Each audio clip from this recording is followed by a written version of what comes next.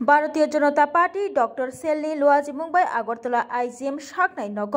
Qatar थैया फरमानि पांदा संसाजाखा थैया फरमा पांदानो चेंगिरु फाइका हास्तिनि मंत्री अग्रा डॉक्टर मानिक साहा टंका बीजेपी हास्ति कास्को तै एमपी नि बारजना हाजाक राजीव भट्टाचार्यनो खबै आगरतला म्युनिसिपल कर्पोरेशन नि मेयर तै सात रामनगरनि एमएलए दीपक मुजुमदारनो खबै जुदा जुदा आदंरक अशालक गोबांमा लोकरकबो साकमोचोगै साकथारै सिगाङै फायै थै याफरमानि नुकजाखा आबै बाक्सा कक नारना थांगै जत हास्तिनि लोकरकनो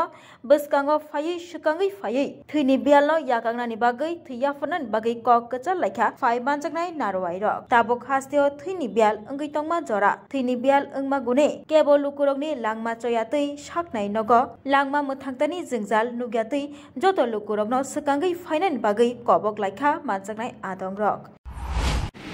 डॉक्टर सेल আমাদের 2016 আমরা এই ডক্টর সেল এখানে তৈরি করি এবং প্রথমে এখানে আমাদের স্টেট লেভেলে সেটা শুরু করি কনভেনার কো কনভেনার এবং আমাদের যে পার্টির যে নির্দেশ অনুসারে মেম্বার্স এবং ডিস্ট্রিক্ট লেভেল পর্যন্ত আমরা সেটাকে আমরা প্রসারিত করি ডক্টর সেলে যেহেতু এটা একটা মানে পার্টির একটা উইং সেখানে সরকারি কর্মচারীরা কিন্তু বেশিরভাগই আমাদের ত্রিপুরা রাজ্যে ডক্টরসরা কিন্তু কোনো না কোনোভাবে সরকারি চাকরি করেন তো সেই কারণে একটু সমস্যা হয় যে যারা অলরেডি সরকারি চাকরিতে আছে তাদের ইচ্ছে আছে ডক্টর সেলে জয়েন করার জন্য কিন্তু এইসব প্রবলেম থাকাতে অনেকে ডাইরেক্টলি জয়েন করতে পারে কিন্তু আস্তে আস্তে দেখা যাচ্ছে অনেক ডাক্তার এখন ত্রিপুরাতে আসে অনেকে রিটায়ার্ডও হয়েছে অনেকে আবার যারা এখনও চাকরি পায়নি বা চাকরি করার চিন্তাভাবনাও নেই তারাও কিন্তু এখন এই ডক্টর সেলে এসছে এখানে এমবিবিএস থেকে শুরু করে এবং এমডি এমএস বিভিন্ন যারা সুপার স্পেশালিটিরা যারা আছেন তারাও কিন্তু এখন ডক্টর সেলে মানে অনেকে বিভিন্ন অনুষ্ঠানে ওনারা আসেন আমি দেখেছি এখানে যারা হোমিওপ্যাথিক আয়ুর্বেদিক এবং অন্যান্য বিষয়ে যারা ডাক্তারি পাশ করেছেন তারাও ডক্টর সেলের মধ্যে এসে যোগদান করেছেন তো ডক্টর সেলের যে মেইন অবজেক্টিভ আপনারা সবাই জানেন ডক্টরস মানেই মানুষের সেবা করা বিভিন্ন শারীরিক সমস্যা মানসিক সমস্যা এই ধরনের সমস্যা হলে তাকে এই সমাজে ঠিক রাখাটাই ডাক্তারদের কাজ এবং ম্যান পাওয়ারও আমাদের বিশেষ একটা দরকার ম্যান পাওয়ারকেও আমাদের যে হিউম্যান রিসোর্স সেটাকেও যদি ঠিক রাখতে হয় ডক্টরদের একটা বিরাট ভূমিকা আমাদের গতকালে আমি হেপাটাইটিস ফাউন্ডেশনের প্রোগ্রামে আমি সেখানে গিয়েছিলাম সেখানেও আমরা দেখলাম যে হেপাটাইটিস বি সি তার প্রতিষেধক হিসাবে যেভাবে ওনারাও কাজ করছেন কিন্তু তার থেকেও আমাদের সরকারও যেভাবে আমাদের যে ফ্রি ট্রিটমেন্ট দেওয়ার যে ব্যবস্থা প্রতিষেধক দেওয়ার ব্যবস্থা সেটাও কিন্তু আমাদের সরকার করছে এবং সেখানে এই কথাগুলো আমি বলেছি যে এখানে অনেক সময় দেখা যায় আমরা তো এখানে কিডনি ট্রান্সপ্লান্ট আমরা করেছি আগামী দিন জানি না সেটা সম্ভব হবে কি না কিন্তু ইচ্ছা থাকলে সব সম্ভব হবে আমরা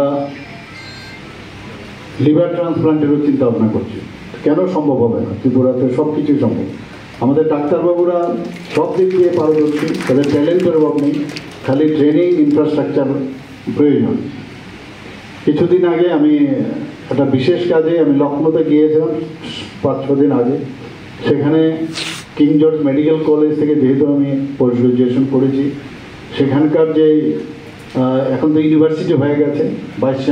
চ্যান্সেলর উনি আমাকে আমন্ত্রণ করেছিলেন যাওয়ার জন্য এবং সেখানে যাওয়ার পর আমি জানলাম যে উনি প্রখ্যাত আপনি ব্লাড বোন ম্যারো ট্রান্সপ্লান্টের বিশেষজ্ঞ সারা ভারতবর্ষে তথা পৃথিবীর মধ্যে ওনার খুব নাম তো কথায় আমি বললাম যে আপনি আমাদের ত্রিপুরাতে আসুন আমাদের এখানেও এই ধরনের বোন যে আমাদের ট্রান্সপ্লান্টের বিষয় দাঁড়ায় তো সেখানে যদি আপনি আসেন তাহলে আমাদের জন্য খুব সুবিধা হয়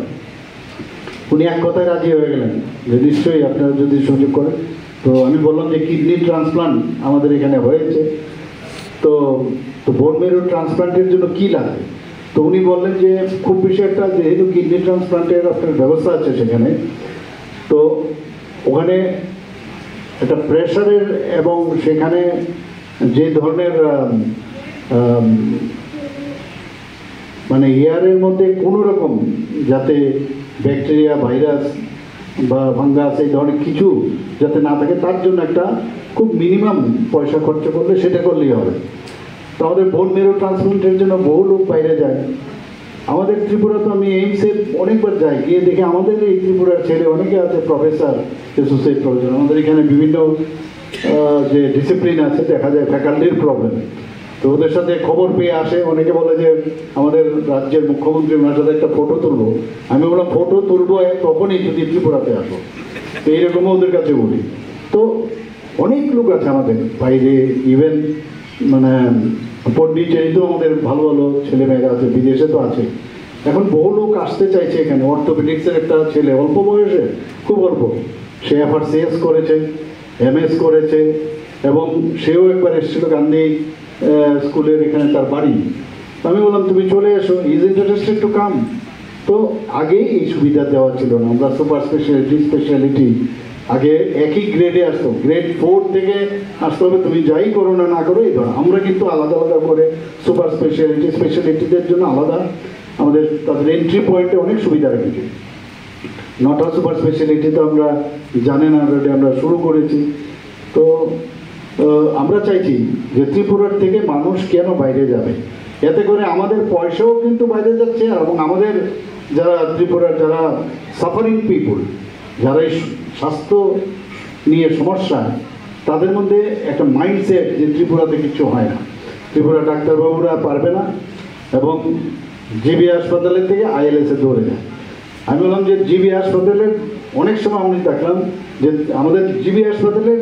AGMC ডাক্তাররাই গিয়ে ILS-এ কাজ করছে। তো এই কর্পোরেট স্টাইলের যে একটা অবস্থা, সেখানে যদি থাকে মানুষ কমফোর্ট ফিল করে। এবার আমি জানি না, আপনারা অনেক হয়তো দেখেছেন